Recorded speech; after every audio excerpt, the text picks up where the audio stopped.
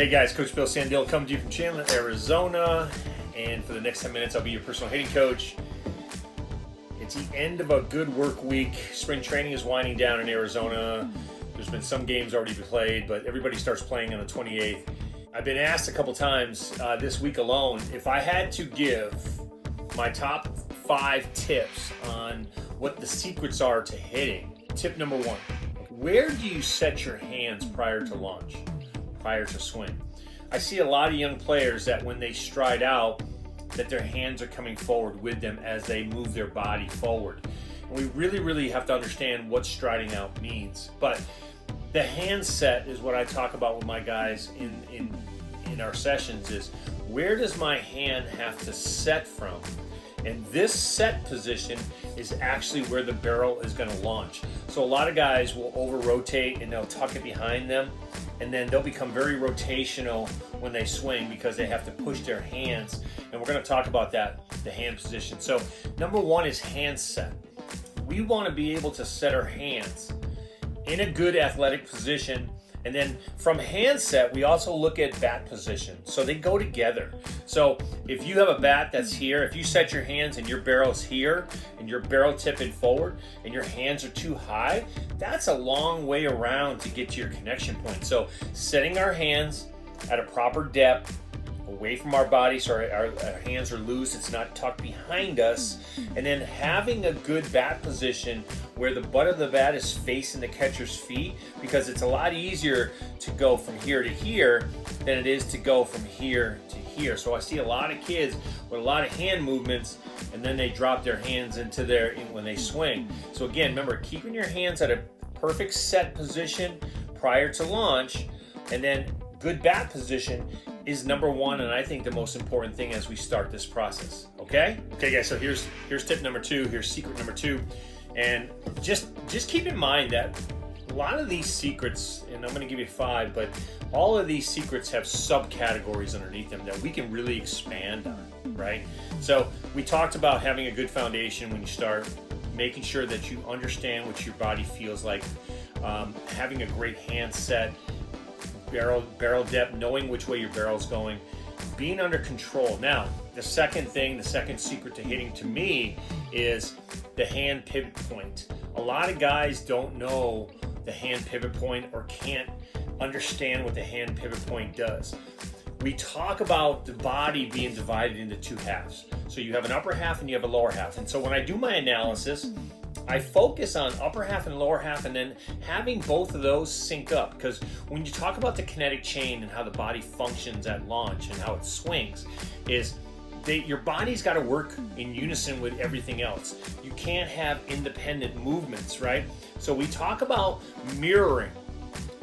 So number 2 is the hand pivot point, and then of course it encompasses this thing I call mirroring, which means if my hands are going back this way, and make no mistake about this, guys, when we talk about the swing, the first movement you make from hand set is that rearward barrel turn. That barrel has to come off your shoulder nice and tight, and it has to start back. It's because of your hand pivot point, okay? But more importantly, all this area up here is one unit. We talk about it being fused. So when my hands are going here and my elbow is going into the slot, what's the job of my lead elbow? So a lot of people don't understand that. So when you talk about breaking it down and segmenting your swing and making sure that you understand your body movements, is that once this barrel starts this way, you're going to notice that when this back elbow goes in the slot, this rear elbow will come up slightly at initiation, right? And again, depending on the level of the ball where it enters the hitting zone, we're working to get the barrel down to connection. And we have a term called get to your 6, which means get the barrel down to your connection point. Because again, remember, you're not going knob to the ball.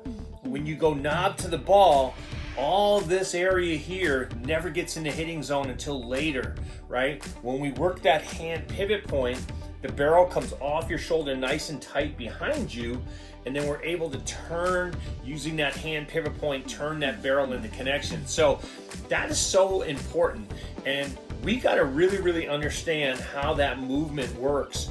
You know, we talk about this movement here. we talked about this movement here. Everything we do starts with a rearward barrel turn, and I think we have to understand the hand pivot point to really understand that when we launch the barrel, we got to stop young players from really pulling that knob through the ball, because the barrel doesn't get on plane until later, and it really cuts off your hitting zone.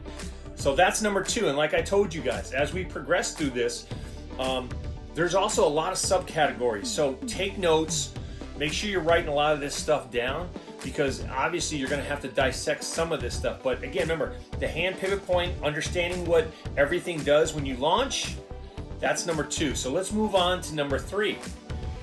It's what I call lag or delay. When you watch all good hitters working from a good handset and really want to work on their timing, right? This is what a lot of guys work on when they call it a stride. Your stride out is really just a delay, or what I call lag. So tip number 3 is understanding lag and what lag does. We use lag to create a delay before we launch. So if you watch Aaron Judge, when he gets his hand set and he does a simple rotate in, it's in that delay where his foot's in the air prior to striding out, where he's making a decision. Now he's got time to just stride and try to sync up in time with the ball. It's in that lag that's crucial. A lot of guys will try to stride and scap and load at the same time, and then all swing, and they're rushed, right? I see a lot of guys just rushed. They're trying to sync up, and they're trying to make one move to try to time the ball. And that's where a lot of guys fail, is that you don't have to make one move. You can go ahead and get into your scap load, or you can get into your delay or lag and then stride out to try to sync up, and then get into your scap load, right? Prior to your hand pivot point.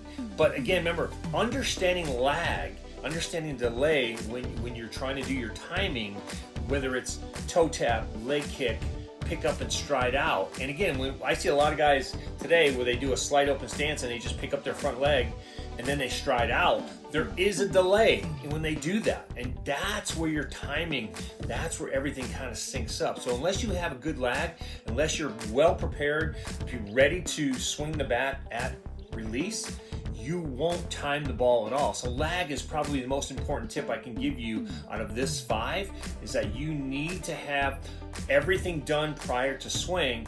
That'll create better timing and you'll have more time, okay? Let's go into number 4. Okay guys, so tip number 4, secret number 4 to me is when you decide to stride and prior to launch, when you get to foot down, where's your weight? This is where I think a lot of young hitters lose it, is because when you stride out, a lot of guys want their weight to come forward with them. So when they get the foot down, they're either in the middle, 50-50, or they're 60-40 front side to backside. And I think this is where a lot of young hitters lose it. To me, this is where adjustability sits in, because as you get older, you're going to be able to hit a fastball. And if you talk to a lot of really good pitchers, it's not the fastball that messes up hitters, it's keeping them off balance with off speed, or what I like to call adjustability pitches, right? So, and able to hit adjustability pitches that when you stride out and get to the foot down position, right, you got to maintain that weight back. We call it staying weighted on the backside. So tip number 4, secret number 4, is that when you stride out, stay on your backside with your weight. Stay completely loaded up and stay back. We want that reverse stretch. So we talk about getting into your hip wind. When you're striding out and making that positive motion forward, you got to keep your hips locked and loaded and be ready to launch at foot down. So when you hit your front foot down and you're at foot strike, right? You're at 60-40. Your weight's back, you're weighted. Now you're ready to swing. Okay? So that's number 4. Let's talk about the last one, number 5. We talk about getting to the foot down position where it's all about timing and being ready to swing and launch the barrel. The biggest thing prior to launch is making sure you have ground force, meaning you're pushing down on your back foot as your weight stays back. Now, as you're at the foot down position, I see a lot of guys, when they make their first motion from foot down, they still shift forward. So everything shifts, hands shift, weight shifts, head shifts. and they find themselves off balance and they don't really put a good swing on it. So at the foot down position, the first thing you want to initiate is ground force, and then head stays still, okay? And then you work your swing around your body, get to your connection point, making sure you're staying back, staying through. And I always talk about the drill we talk about is called connection extension. We work to connection, and we see a lot of young guys extending their hands at connection, and all they do from this position is they have to roll their wrist. That is unacceptable when you're talking about receiving the ball, receiving the connection. We want to make our connection point, and then we want to power through the zone and then roll our wrists at the end.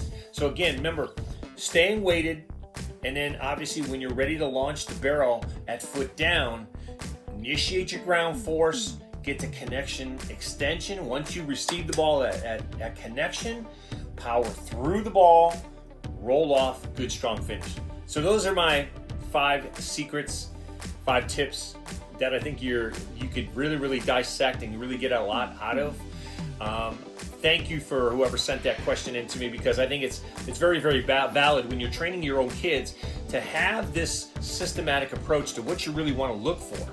And that's why I say video analysis is really good, because if you can start with those 5 pillars, we talked about handset. We talked about, obviously, the rearward motion with your hand pivot point. We talked about staying weighted. We talked about lag. And we obviously talked about ground force, staying through the ball, connection extension to a good strong finish. If you can take all those elements and then just piece them out, segment them out, and just perfect every one of those segments and then put it all together, you have a successful swing, and I think you have a successful foundation to get started and to continue that succession as you go up the ladder. So those are my 5 secrets that I think you need to know. Hopefully you've written them down. Refer back to this video for more information as well. If you like these videos, like and subscribe, and I appreciate all the insight, guys. Have a great rest of your training week. We'll talk to you again soon.